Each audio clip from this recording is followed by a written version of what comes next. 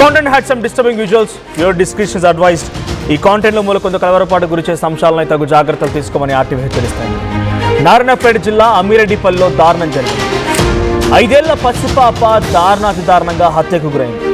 గ్రామ చెరువు కట్టపైన మృతదేహం లభించింది.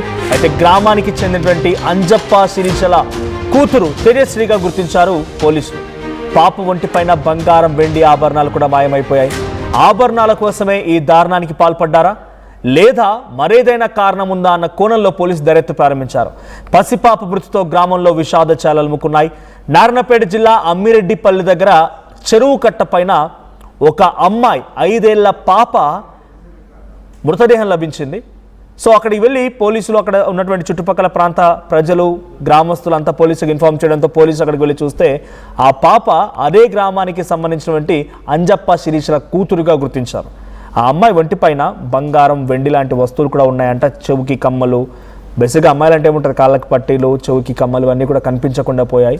మెల్ల ఉన్నటువంటి చిన్న తాడు కూడా కనిపించకుండా పోయింది. సో అయితే అక్కడ ఎవరైనా దొంగలే కావాలని కిడ్నాప్ చేసి ఆ అమ్మాయి ఒంటిపైన బంగారం వెండి ఆభరణాలు మాయం చేశారా లేదా ఇంకేదైనా జరిగిందనే కోణంలో కూడా ఇప్పుడు పోలీసులు విచారిస్తున్నారు. అయితే దొంగల పని అయి ఉంటే కనుక ఆ అమ్మాయిని ఎందుకు హతమారుస్తారు? ఆ అమ్మాయిని చాలా దారుణంగా అక్కడ హతమార్చి పడేశారు.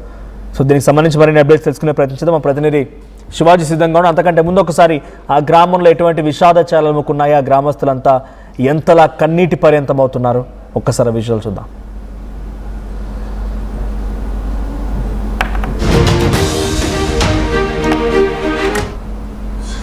ఒకటి గంటల ప్రాంతంలో మా ఊర్లో కూడా తెలిసింది ఏంటంటే బసిరెడ్డిపల్లిలో పాపని చంపేసిన విషయం తెలిసింది. అటు విషయాన్ని తెలిసిన తర్వాత మేము కూడా అక్కడికి వెళ్ళినాము. తర్వాత పోలీసు వారు వచ్చారు. అందరు వచ్చి డాగ్ స్క్వాడ్ని కూడా తీసుకొని వచ్చిండ్రు, పరిశీలన చేసిండ్రు. అయితే పాపని ఇంటి దగ్గర వండుకొని ఉంటే ఆ పాపని ఎత్తుకొని వచ్చి చెరుకట్ట పైన చంపి పాడేసిపోయినరు. కానీ మరి చైనాలు తీసుకుపోయినరు పాపవి. ఆ చైనాల దొంగతనంకి వచ్చిండ్రా లేక మరి ఏదైనా ఉందా లేక ఎవరు ఇంటి దొంగల బయటి దొంగల అనేది ఎవరికేం అవకాశం లేదా తెలియదు. కానీ ఈ దానిపైన చట్టరీత్యా చర్యలు బాగా తీసుకొని మాకు తగిన సహాయం చేయగలరని కోరుతున్నాం మేము గ్రామస్తులం. రైట్. సో అక్కడ మృతదేహం లభించింది. ఆ అమ్మాయి ఒక్కసారిగా విగత జీవిగా ఉండడం చూసిన స్థానికులు, అదే గ్రామస్తులు ఒకసారి కన్నీటి పరిమితమయ్యారు. సో దీనికి సంబంధించి మరిన్ని అప్డేట్స్ ప్రతినిధి శివాజీ సిద్ధంగా ఉన్నారు. శివాజీ, ఏం జరిగింది? ఆ అమ్మాయి ఒంటిపైనటువంటి బంగారం కోసమే దొంగలు చేసిన పని ఇది. సో అమ్మాయి ఎప్పుడు కనిపించకుండా పోయింది ఆ తల్లిదండ్రులకి? ఈ మృతదేహం ఎప్పుడు లభించింది? ఏం జరిగింది? డీటెయిల్స్ ఏంటి?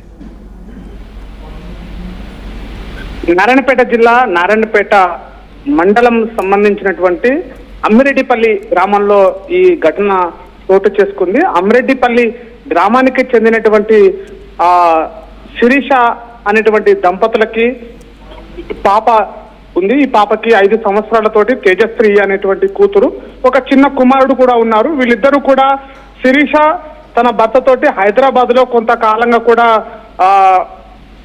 కుటుంబ జీవనం కోసం అని చెప్పేసి హైదరాబాద్ లో పనిచేసుకుంటున్నారు.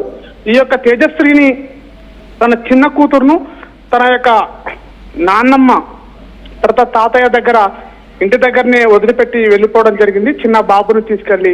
అయితే రాత్రి జరిగినటువంటి ఘటనలో ఒక్కసారిగా అమ్మిరెడ్డిపల్లి గ్రామస్తులందరూ కూడా ఒక్కసారి విషాద ఛాయలనుకున్నాయి. గ్రామంలో రాత్రి జరిగినటువంటి ఈ యొక్క ఇంటి పక్కనే ఉన్నటువంటి చెరువు కట్ట అంటామో, ఆ కట్ట పైన పాప యొక్క మృతదేహము కనబడది. అక్కడి నుంచి ఉదయం వెళ్ళినటువంటి గ్రామస్తులు కొంతమంది గమనించి వెంటనే ఆ ఇంటి దగ్గర ఉన్నటువంటి తేజశ్రీ యొక్క నాన్నమ్మకి అదేవిధంగా తాతయ్యకు సమాచారం ఇవ్వడంతో ఒక్కసారిగా నానమ్మ తాతయ్యలు ఆందోళన చెందారు. ఆ మృతదేహం దగ్గరికి చేరుకున్న తర్వాత ఒక్కసారిగా చూసి తమ పాపనే అని చెప్పేసి గుర్తించిన తర్వాత ఒక్కసారిగా కన్నింటి పర్యటమయ్యారు. అసలు పాప పైన ఉన్నటువంటి బంగారము, కొద్దిగా వెండి ఉన్నటువంటి బంగారము ఉన్నటువంటి కొన్ని సంబంధించినటువంటి భాగాలు ఏవైతున్నాయో వాటిని తీసుకోవడానికి దొంగలు అనేటువంటి వ్యక్తులు దొంగలే ఇతని ఈ పని చేశారా, ఇంకెవరైనా చేశారనేటువంటి కోణంలో కూడా పోలీసులు అక్కడికి చేరుకొని కేసు నమోదు చేసుకొని విచారణ చేపడుతున్నారు. అసలు ఈ యొక్క ఘటనలో ఇంకెవరైనా పాత్ర ఉందా? పాపను అక్కడికి తీసుకెళ్లి పక్కల పడుకున్నటువంటి పాపని తేజస్విని అక్కడి నుంచి తీసుకెళ్లి చెరువు కట్టపైన చంపడము, హత్య చేయడము అసలు ఏంటి అనేది కూడా వీటిపైన కూడా పోలీసులు ఇంకా విచారణ చేపడుతున్నారు. వీటిపైన కూడా పూర్తి సమాచారం ఇంకా రావాల్సి ఉంది. కానీ ఈ యొక్క తల్లిదండ్రులు అటు నాన్నమ్మ కావచ్చు, తాతయ్య కూడా తమ పాప పైన ఒంటి మీద ఉన్నటువంటి బంగారము, కొద్దిగా కాస్త వెండి, చిన్న పిల్లలకు ఉన్నటువంటి కడాలు ఏవైతే అంటామో ఆ కడాలు వెండి రూపంలో ఉంటాయో ఆ కడాలను దొంగలించడానికి దొంగలు ఇలా చేశారు అని చెప్పేసి కూడా అమ్మాయి ఎప్పుడు కనిపించకుండా పోయింది? అమ్మాయి కనిపించకుండా పోయింది ఎప్పుడు? ఆ తల్లిదండ్రులు వెతికారా? బంధువులు ఎవరైనా తీసుకెళ్లి డ్రాప్ చేశారా? ఆ అమ్మాయి కనిపించకుండా పోయినప్పటి నుంచి వాళ్ళ తల్లిదండ్రుల సిచ్యువేషన్ ఏంటి?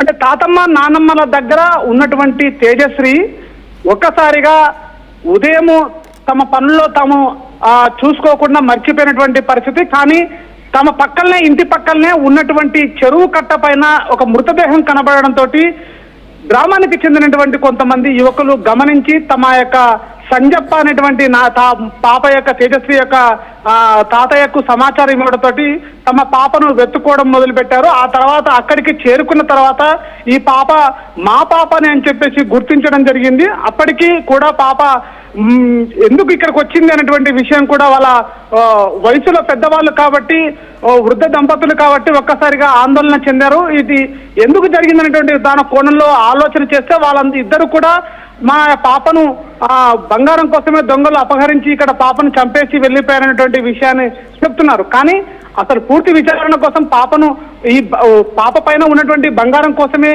పాపను అక్కడ చేసి అక్కడ హత్య చేశారా లేదా ఇంకేదైనా కారణాలు ఉన్నాయా అనేటువంటి విషయంలో కూడా పూర్తి విచారణ చేయాల్సింది. తల్లిదండ్రులు హైదరాబాద్ నుంచి శిరీష తన భర్తతోటి గ్రామానికి చేరుకుంది. ఇంకా దీనిపైన కూడా పూర్తిగా అనుమానాలు వ్యక్తం చేస్తున్నారు.